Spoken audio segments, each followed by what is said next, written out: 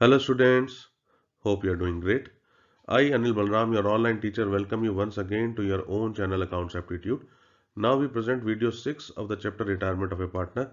We will be discussing part A of topic 4 now. In this topic we will discuss about accounting, treatment of free reserves, specific purpose reserves, workman compensation reserve and investment fluctuation reserve, accumulated losses and revaluation of assets and reassessment of liabilities. Accounting treatment of reserves accumulated losses and revaluation. Students, ये topic आपने पहले भी 2 बार पढ़ चुके हैं। आप इसको admission of A partner में and change in profit sharing ratio में, और आपको जो है इसकी काफ़ी अंडरस्टैंडिंग पहले भी हो चुकी होगी।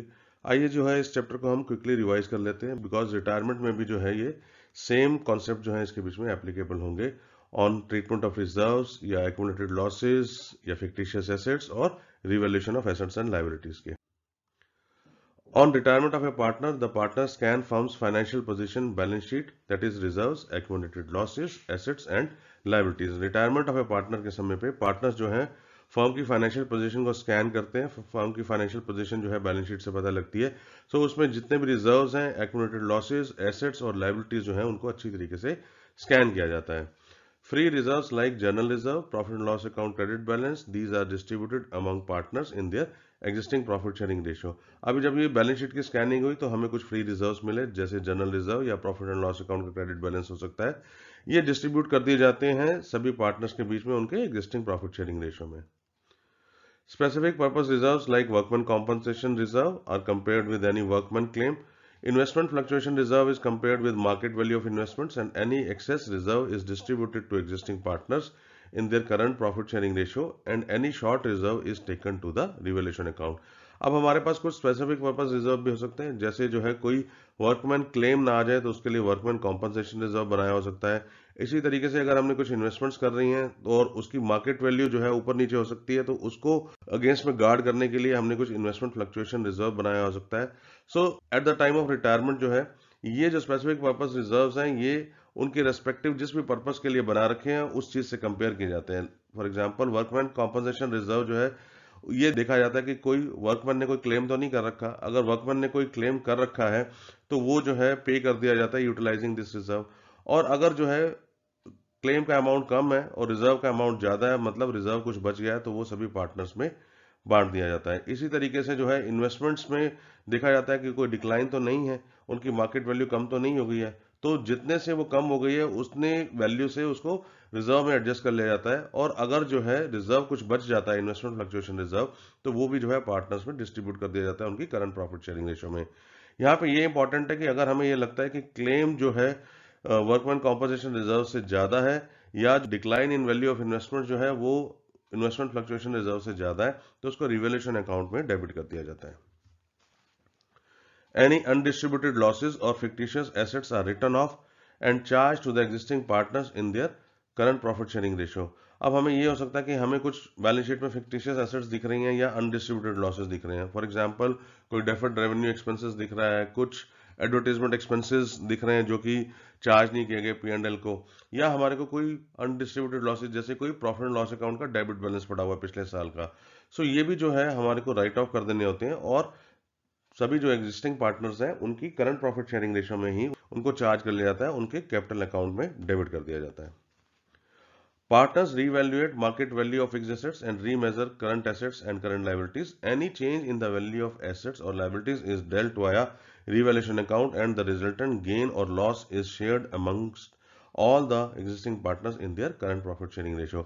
इसी तरीके से जो पार्टनर्स हैं वो फिक्स्ड एसेट्स की जो है मार्केट वैल्यू को री इवेल्युएट करते हैं, और इसी तरीके से जो है करंट एसेट्स और करंट लायबिलिटीज को भी रीमेजर कर लेते हैं। अगर उन्हें ये लगता है कि एसेट्स और लायबिलिटीज की वैल्यू में कोई चेंज है, तो वो जो है रिवैल्यूएशन अकाउंट के थ्रू डील किया जाता है, और उसकी वजह से इस रिवैल्यूएशन या रीअसेसमेंट की वजह से अगर कोई गेन या लॉस आ रहा है सभी एसेट्स का पुट टुगेदर, तो वो पार्टनर्स को अपने करंट प्रॉफिट शेयरिंग रेशियो में शेयर करना होता है। स्टूडेंट्स, आइए हम कुछ थ्योरेटिकल क्वेश्चंस लेते हैं।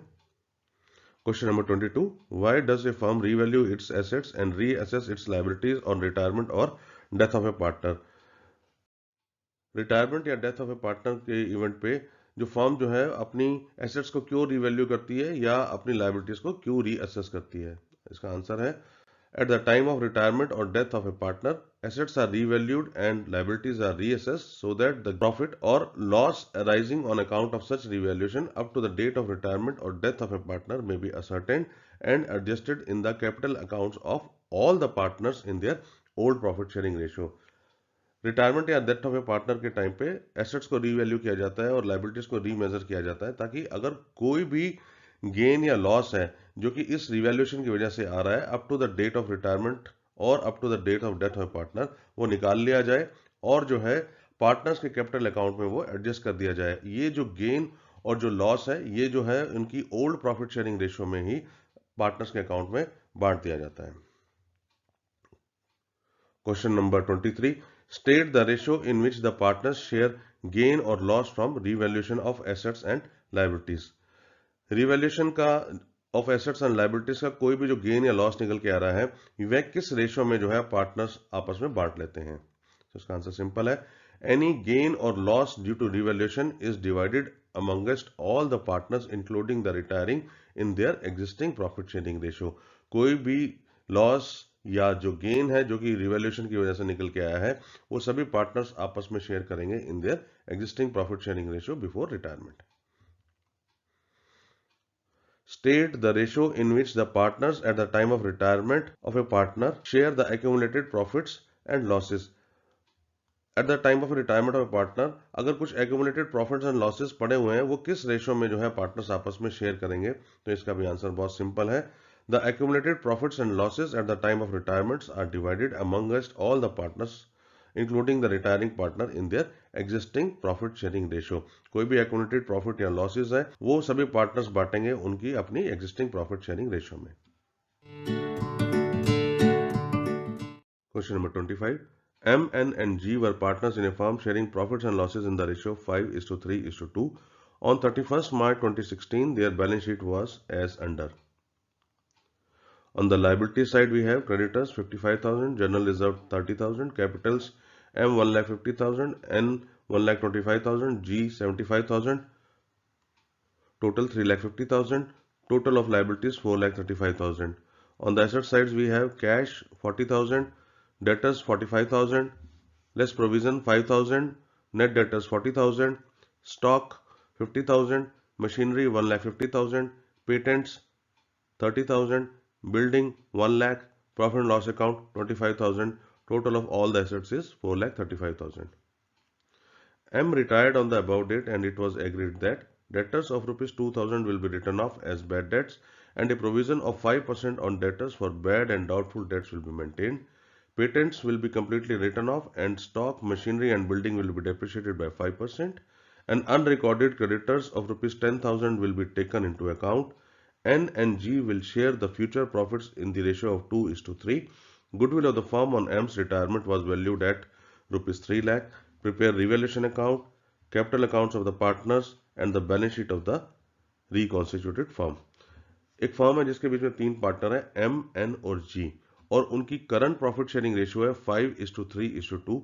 31 मार्च 2016 को जो है उनकी बैलेंस शीट दी हुई है जिसके बीच में क्रेडिटर्स हैं 55,000 रुपए के, जनरल रिजर्व है 30,000 रुपए के, उसके बाद तीनों पार्टनर्स की कैपिटल दी हुई है, M की 1,50,000, N की 1,25,000 और G की 75,000 रुपए। एसेट साइड पे हम देखें तो कैश है हमारे पास 40,000 रुपए, डेटर्स हैं 45,000 रुपए के, उसके अगेंस्ट में एक प्रोविजन बनाया हुआ है 5,000 रुपए का, स्टॉक है 50,000 रुपए की, मशीनरी है 1.5 लाख रुपए की, पेटेंट्स है 30,000 रुपए के, बिल्डिंग है 1 लाख रुपए की और प्रॉफिट एंड लॉस अकाउंट का डेबिट बैलेंस पड़ा हुआ है 25,000 रुपए। इंफॉर्मेशन और दे रखी है कि एम जो पहले वाला पार्टनर है वो रिटायर हो गया है ऑन 31 मार्च 2016 जिस दिन की ये बैलेंस शीट बनी हुई है और सभी पार्टनर्स ने ये एग्री किया है पॉइंट नंबर 1 कि डेटर्स जो है 2,000 रुपए से राइट ऑफ कर दिए जाएंगे और उसके बाद जितने भी डेटर्स बचे हैं उसके ऊपर 5% का एक प्रोविजन बना दिया जाएगा। पेटेंट्स जो हैं पेटेंट्स हैं 30,000 रुपए के, ये कंप्लीटली राइट ऑफ कर दिए जाएंगे और उसके बाद stock, machinery and building, stock, machinery और बिल्डिंग ये तीनों के तीनों जो हैं रिस्पेक्टिवली 5% से डेप्रिशिएट कर दिए जाएंगे। उसके बाद एक क्रेडिटर उठ के आ गया और उसने बोला कि आपने जो है 10,000 रुपए हमें देने हैं जो कि अभी तक ड्यू हैं, पे नहीं हुए, तो मुझे वो भी पे कर दिए जाए। N and G will share the future profits in the ratio of 2:3। N और G की अभी आपस में रेशो थी 3:2, लेकिन इन्होंने ये डिसाइड किया कि फ्यूचर में जो है ये रेशो उनकी हो जाएगी 2:3। सो जो है इनकी फ्यूचर की प्रॉफिट शेयरिंग रेशो जो है एग्जिस्टिंग रेशो से अलग है, तो हमें गेन निकालना पड़ेगा। इनका क्या है, goodwill of the firm on M's retirement was valued at ₹3 lakh. M के रिटायरमेंट के समय पे जो गुडविल है वो 3 लाख रुपए निकाल आकी गई है। हमें रिवैल्यूएशन अकाउंट बनाना है, कैपिटल अकाउंट बनाना है सभी पार्टनर्स के, और हमें बैलेंस शीट बनानी है ऑफ द रिकॉन्स्टिट्यूटेड फर्म। आइए इसको सॉल्व कर लेते हैं। गेनिंग एंड सेक्रीफाइसिंग शेयर हम सबसे पहले निकालते हैं। पार्टनर्स के नाम, उनका न्यू प्रॉफिट शेयर, उनका ओल्ड प्रॉफिट शेयर, और उसके बाद गेन या सेक्रीफाइस। पार्टनर्स के नाम, पार्टनर्स रिमेनिंग है हमारे एन और जी। आइए इनके नाम नोट कर लेते हैं, एन एंड जी। उनका न्यू प्रॉफिट शेयर क्या है, 2:3, दैट मीन्स 2/5 एंड 3/5। आइए वो भी नोट कर लेते हैं, 2/5 एंड 3/5। और उनका ओल्ड प्रॉफिट शेयर क्या था, ओल्ड प्रॉफिट शेयर था 3/10 एंड 2/10। आइए इसको भी नोट कर लेते हैं, 3/10 एंड 2/10। अब हमें गेन निकालना है। गेन निकालने के लिए बहुत सिंपल है कि जो है न्यू प्रॉफिट शेयर में से हम ओल्ड प्रॉफिट शेयर को माइनस कर देंगे तो हमें पता लग जाएगा कि इस पार्टनर ने क्या गेन किया है। So 2/5 minus 3/10 is equal to 4 minus 3/10। So पहले जो है 10 में से 3 हिस्से मिलते थे, अब 10 में से 4 हिस्से मिलते हैं। सो इसका मतलब है 1/10 का गेन हो गया। इसी तरीके से जी का निकालते हैं हम, 3/5 माइनस 2/10। सो इसको सॉल्व किया तो आ गया 6 माइनस 2/10। सो पहले जो है 10 में से 2 हिस्से मिलते थे, अब 10 में से जो है 6 हिस्से मिलते हैं। सो इसका मतलब 4/10 का उसको गेन हो गया। सो आइए गेनिंग रेशियो नोट कर लेते हैं, 1:4। क्वेश्चन में दिया हुआ है कि goodwill of the firm on M's retirement was valued at ₹3 lakh. M की रिटायरमेंट के समय पे जो गुडविल थी फर्म की वो 3 लाख रुपए थी। और प्रॉफिट शेयरिंग रेशियो जो है एम, एन और जी की जो एग्जिस्टिंग प्रॉफिट शेयरिंग रेशियो है वो थी 5:3:2। साथ ही साथ हमें यह पता है कि गेनिंग रेशियो जो है अभी हम निकाल के आ रहे हैं वो है 1:4। सो आइए जो है फर्म की गुडविल 3 लाख रुपए है और गुडविल शेयर ऑफ एम निकाल लेते हैं। गुडविल शेयर ऑफ एम निकालने के लिए क्या करेंगे, हम फर्म की गुडविल को जो है ले लेंगे और उससे जो एम का शेयर है, एम का शेयर है 5/10, उससे मल्टीप्लाई कर देंगे। So 3 lakh into 5/10 is equal to 1,50,000। So M को जो गुडविल देनी है हमने वो है 1,50,000 रुपए देनी है। अब ये 1,50,000 कौन शेयर करेगा, ये जो रिमेनिंग पार्टनर्स हैं वो शेयर करेंगे इन देयर गेनिंग रेशियो जो की थी 1:4। सो आइए वो भी निकाल लेते हैं कि एन का शेयर क्या है और जी का शेयर क्या है। So goodwill share of N will be 1,50,000 जो हमने एम को देनी है, उससे जो है उसका गेनिंग रेशियो क्या थी 1:5। So 1,50,000 into 1/5 is equal to 30,000 rupees. इसी तरीके से हम जी का निकाल लेते हैं। Goodwill share of G will be 1,50,000 into 4/5, उसका गेनिंग शेयर था 4/5, so which is equal to 1,20,000। So G का जो शेयर है इन गुडविल जो वो रिम्बर्स करेगा एम को, वो आ गया 1,20,000 और एन का हम पहले निकाल चुके थे 30,000 रुपए। सेकंड हमें प्रॉब्लम दे रखी थी कि debtor of ₹2,000 will be written off as bad debts and a provision of 5% on debtors for bad and doubtful debts will be maintain. Notes में हमें दिया हुआ था कि डेटर्स 2,000 रुपए से तो राइट ऑफ कर दिए जाएंगे और फर्दर जो है 5% प्रोविजन बनाना है हमने डेटर्स के ऊपर। आइए जो है इसको भी हम कंप्यूट कर लेते हैं कि क्या हमारा प्रोविजन निकल के आएगा। पर्टिकुलर्स, डेटर्स और प्रोविजन। डेटर्स का कितना अमाउंट है और प्रोविजन का कितना अमाउंट है। सबसे पहले बुक वैल्यू, हमारे को बैलेंस शीट में जो है डेटर्स की क्या वैल्यू दी हुई है और प्रोविजन की क्या वैल्यू दी हुई है। डेटर्स की वैल्यू दे रखी थी 45,000 रुपए और प्रोविजन 5,000 रुपए। ये एग्जिस्टिंग वैल्यू है बैलेंस शीट में डेटर्स की और प्रोविजन की। उसके बाद हमें राइट ऑफ कितना करना है, राइट ऑफ हमें दिया हुआ है कि 2,000 रुपए राइट ऑफ करना है। सो हम राइट ऑफ कहां से करेंगे, डेटर्स में 2,000 रुपए राइट ऑफ करना है और उसके लिए हम प्रोविजन को यूटिलाइज कर लेंगे क्योंकि हमारे पास 5,000 रुपए का प्रोविजन पड़ा हुआ है। आइए नेट अमाउंट निकाल लेते हैं, क्या होगा। नेट अमाउंट हमारा है, डेटर्स का बचा हमारा 43,000 रुपए और प्रोविजन में हमारे पास केवल बचे हैं 3,000 रुपए। अब हमें करना क्या है, हमें 5% जो है प्रोविजन बनाना है। सो आइए 5% प्रोविजन बनाते हैं। Provision to be maintained at 5%, वो किसका बनेगा, जो मेरे रिमेनिंग डेटर्स। रिमेनिंग डेटर्स कितने हैं मेरे, 43,000 रुपीज। सो 43,000 रुपीज इंटू 5% मेरा प्रोविजन निकल के आ गया 2,150। सो मुझे प्रोविजन मेंटेन करना है 2,150, जबकि मेरी बुक्स में अभी भी प्रोविजन पड़ा हुआ है 3,000 रुपए। तो इसका क्या मतलब है, 3,000 माइनस 2,150 मतलब 850 रुपए से मेरा प्रोविजन एक्सेस पड़ा हुआ है, उसको जो है मैं राइट बैक कर लूंगा। Additional provision to be reversed ₹850। Students, आइए अब हम रिवेलेशन से रिलेटेड हम सारी की सारी एडजस्टमेंट्स देख लेते हैं। Adjustment number 1, debtors of ₹2000 will be written off as bad debts and a provision of 5% on debtors for bad and doubtful debts will be maintained. ये हमने पिछली स्लाइड में निकाल लिया। ₹850 का जो है हमारा प्रोविजन जो है रिवर्स हो रहा है। सेकंड है patents will be completely return of. Patents है ₹30,000 के, ये कंप्लीटली राइट ऑफ हो जाएंगे।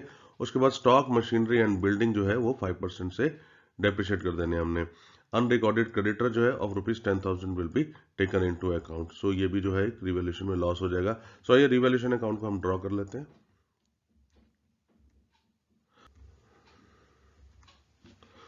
तो सबसे पहले हम बात करते हैं पहली एडजस्टमेंट की, जिसके बीच में लिखा हुआ था कि हमें 5% प्रोविजन बनाना है डेटर्स के ऊपर। और ये जो है हम पिछली स्लाइड में निकाल चुके हैं कि हमारे ₹43,000 के जो है डेटर्स बचे थे, उसके ऊपर 5% प्रोविजन निकालने के बाद एग्जिस्टिंग प्रोविजन में से जो है जो ₹3,000 था उसमें से 2,150 हमने माइनस किया। तो ₹850 का जो है एक्सेस प्रोविजन था हमारे पास, जिसको हमने राइट बैक कर लिया। उसके बाद जो है stock, machinery and building will be depreciated by 5%। आइए इसके भी हम एडजस्टमेंट कर देते हैं। टू स्टॉक अकाउंट 2,500, स्टॉक जो है ₹50,000 का है, इसको जो है हम 5% से डेप्रिशिएट करेंगे तो ₹2,500। इसी तरीके से मशीनरी की बात करें 1,50,000, इसको 5% से हम डेप्रिशिएट करेंगे तो आ जाएगा 7,500। और उसके बाद बिल्डिंग की बात करें तो 1,00,000 इसको 5% से हम डेप्रिशिएट करेंगे तो आ जाएगा ₹5,000। नेक्स्ट एडजस्टमेंट है पेटेंट्स जो है वो कंप्लीटली राइट ऑफ हो गया, मीन्स ₹30,000 की वैल्यू अब कंप्लीटली जीरो हो गई है। तो आइए लिख देते हैं टू पेटेंट्स अकाउंट ₹30,000। इसके बाद थर्ड एडजस्टमेंट दे रखी थी हमें कि हमें एक अनरिकॉर्डेड क्रेडिटर मिल गया ₹10,000 का। सो अगर क्रेडिटर्स बढ़ते हैं तो ये भी हमारे लिए एक लॉस हो जाता है, तो उसको रिवैल्यूएशन अकाउंट में डेबिट कर देते हैं। सो टू क्रेडिटर्स अकाउंट ₹10,000। इसके बाद कोई एडजस्टमेंट नहीं बची है रिवैल्यूएशन से रिलेटेड। आइए जब हम टोटल कर देते हैं तो सबसे पहले डेबिट साइड हमें बड़ी दिख रही है तो उसका टोटल कर देते हैं ₹55,000। इसी को हम यहाँ पर कॉपी कर देते हैं।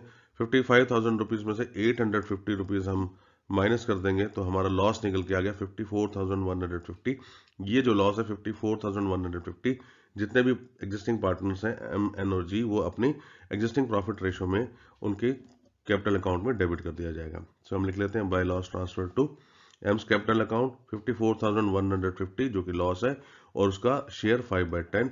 सो एम का शेयर आ गया 27,075। इसी तरीके से एन का शेयर निकाल लेंगे 54,150 इंटू एग्जिस्टिंग शेयर 3/10, सो 16,245। इसी तरीके से जी का शेयर निकाल लेते हैं 54,150 इंटू उसका शेयर 2/10, 10,830। स्टूडेंट्स, आइए पार्टनर्स कैपिटल अकाउंट निकालते हैं। गुडविल का जो शेयर है हम पहले निकाल चुके थे कि एम का जो है 1,50,000 शेयर है, जो कि एन बियर करेगा ₹30,000 और जी बियर करेगा ₹1,20,000। जनरल रिजर्व हमें दे रखा है बैलेंस शीट में ₹30,000, और ये जो है तीनों पार्टनर्स की existing profit sharing ratio which is 5:3:2 उसमें बढ़ जाएगा। तो एम का शेयर आ गया 15,000, एन का शेयर आ गया 9,000 और जी का शेयर आ गया ₹6,000। इसी तरीके से हम बैलेंस शीट में देखें तो हमारे को जो है प्रॉफिट एंड लॉस अकाउंट का डेबिट बैलेंस दिख रहा है ₹25,000। ये भी जो है पार्टनर्स की एग्जिस्टिंग प्रॉफिट शेयरिंग रेशियो 5:3:2 में बढ़ जाएगा। तो एम का शेयर निकल के आ गया ₹12,500, एन का शेयर निकल के आ गया ₹7,500 और जी का शेयर निकल के आ गया ₹5,000। ये जो है हम चार्ज कर लेंगे पार्टनर्स की कैपिटल में, दैट मीन्स उनके अकाउंट को डेबिट कर देंगे। इसी तरीके से हमने पिछली स्लाइड में रिवैल्यूएशन अकाउंट निकाला था, तो उसके बीच में लॉस आया था। एम का शेयर निकल के आया 27,075, एन का शेयर निकल के आया था 16,245, जी का शेयर निकल के आया था 10,830। बिकॉज ये लॉस है तो ये भी पार्टनर्स के कैपिटल अकाउंट में डेबिट हो जाएगा। सो आइए जो है पार्टनर्स के कैपिटल अकाउंट हम ड्रॉ कर लेते हैं।